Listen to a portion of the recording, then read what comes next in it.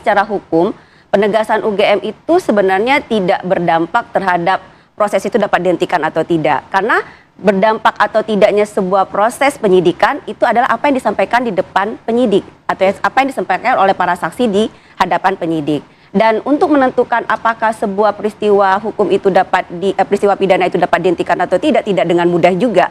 Ada beberapa syarat untuk dapat dikatakan sebuah peristiwa pidana itu dapat dihentikan atau tidak. Tapi berarti pernyataan dari Bu Ova tadi nggak bisa dijadikan sebagai dasar hukum untuk mengatakan bahwa ini berhenti atau ini dilanjutkan, tidak bisa. Karena apa yang disampaikan itu harus di depan penyidik, dan kemudian itu juga didukung oleh alat bukti yang lain. Karena untuk mendapat mengatakan bahwa sebuah peristiwa pidana itu lanjut kepada tahap selanjutnya, minimal ada 2 alat bukti. Dan 2 alat bukti itu didapat dengan cara yang sah dan saling berkesesuaian satu sama lain. Nah, saat ini anggaplah pernyataan beliau itu dinyatakan di depan penyidik, itu pun baru menjadi alat bukti saksi. Tidak bisa berdiri sendiri, harus didukung oleh alat bukti yang lain.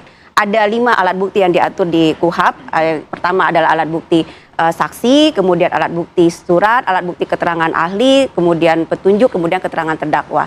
Nah, alat bukti surat saksi tadi harus didukung oleh alat bukti yang lain. Misalnya alat bukti surat, misalnya tadi yang diminta oleh kuasa hukumnya Pak Roy Suryo misalnya ya, yang mengatakan bahwa mana suratnya gitu. Itu salah satu, tapi tidak satu-satunya suratnya ada ijazah itu sebagai alat bukti sebenarnya. Masih banyak alat bukti surat lainnya yang bisa mendukung keterangan-keterangan yang disampaikan oleh saksi. Baik itu saksi-saksi yang mengatakan bahwa ijazah itu betul ada, atau saksi yang mengatakan bahwa sebenarnya diragukan alat bukti itu. Nanti biarlah penyidik yang akan menilai apakah ini alat bukti merupakan alat bukti yang sah atau tidak dan berkesesuaian satu sama lainnya. Begitu.